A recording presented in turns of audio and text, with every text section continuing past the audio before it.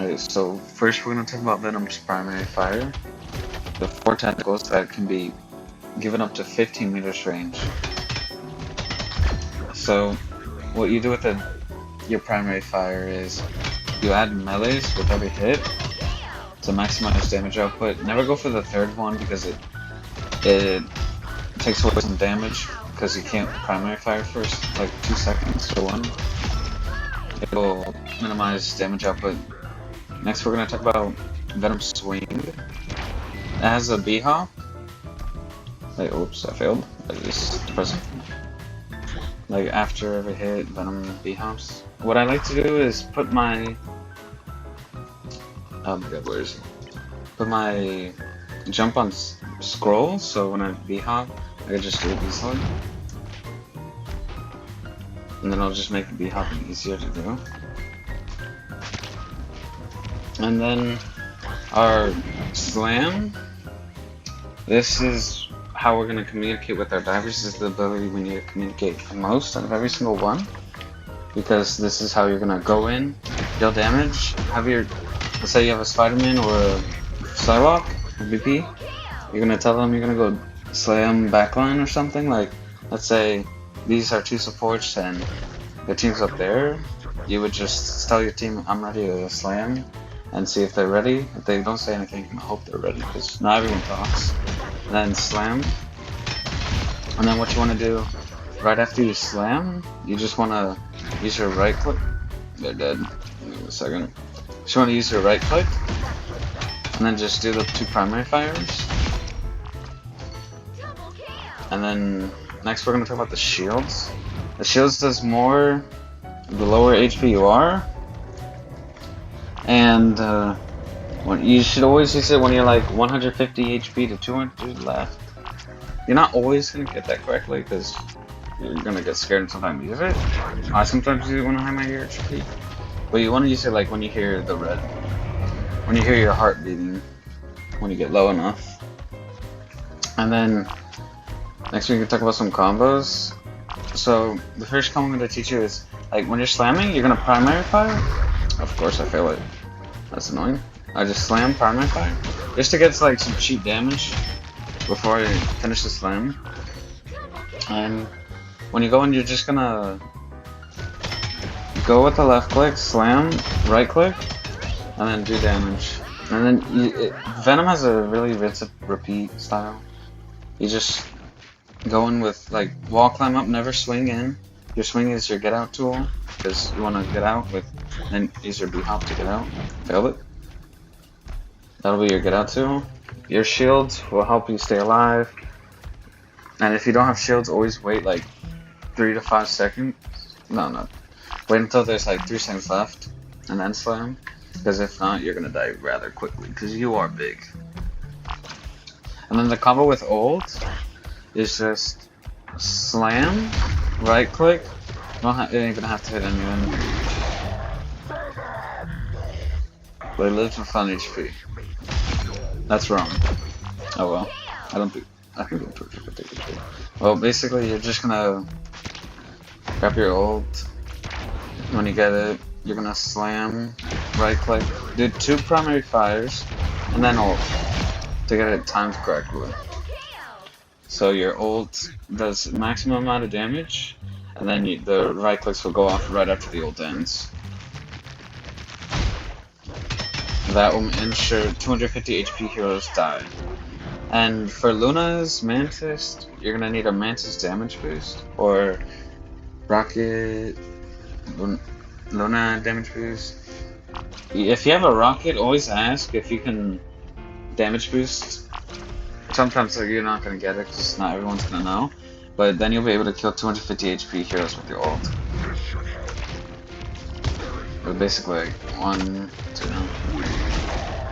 Yeah, they would live with like a little bit HP, but if you have a Mantis damage boost or a Rocket Luna, they would die. And then if you had Rocket Luna, you could actually one-shot most tanks. Not most tanks. Most characters in the game. I think you can one-shot some of the tanks, I'm not sure. And then basically with Venom, if you don't have divers, your playstyle might change a little bit. Because to be fair, you're the only one diving. You want to create space, obviously. So wait till you like. Let's say my team's over here. Let them walk up a little bit, and then when they're ready to walk up, and some of the focus is taken off the back line, I would just slam in then, because that will make sure they don't all just walk on you. And for characters to automatically go for it, it's really dependent. Because if they have a Punisher, I mean, sure, sometimes it's good to go for Punisher, but if they have a Rocker, you're just cooked. You're just gonna die instantly. So your main focus should be like Luna, backline for squishies, and if anything, you can always help your team. Let's say if they have a BP, you can always try and stop their dash with slam to hopefully not to stop them from having dash. That'll help your team capitalize on killing BP and stopping their diving push. And basically, what you're doing is rinsing and repeating one style and helping your team if they need it. Sometimes if you're like an only tank, sometimes you're just gonna be playing at 15 meters range just to tank a little bit. Especially if you're a solo tank. Because a solo tank, you can't just go complete dive. Like, if they have two tanks pulling up, it'll be sometimes fine if you're solo tank to walk up a little bit and kill. To say, hey, I'm gonna go into the back line, be careful. Something like that. And then now your team's gonna be more vulnerable because you're the only tank. So basically, you have to play a different play style from your regular play style, of course, diving in. But if you have two tanks, the same style, just walk them up, slam, right click, and you should be good for most parts. For Venom, this is a situational thing. Don't always do this, but let's say they're like down two, or you have like ults and you're communicating to use them.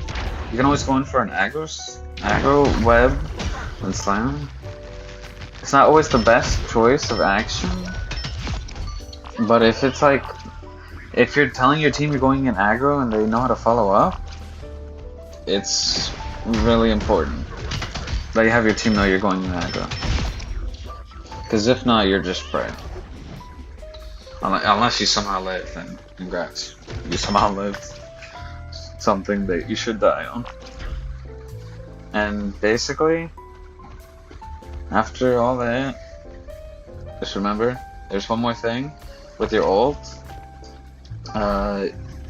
Use it to, you can either use it for the combos that I showed you, or use it when you're on point. Your team's, let's say, half of them are dead. They say they're gonna TP back.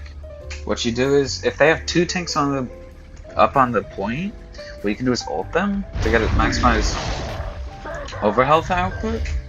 So we would get enough shields to stay alive, and then we'd have these shields. Usually you want to use the shields first, then your ultimate, because here, let me take off no ability cooldown. So what we can do is, I took it off. Alright, so I'm going to use my shields first. It's going to run out, and let's say I have to use my ult to survive. Yeah, I don't have low HP anymore, but by the time it starts depleting, I have like 3 seconds left. And this will maximize the amount of shields you get when you're in a situation where you need an ult just to survive a little longer. And that's how you play Venom. It's just, he's a 1-star hero, but the higher you get up, the harder he's going to be able to be played, and the more you're going to need to communicate with your team to dive as much as possible and make sure you terrorize the backline. It's how to be the best Venom.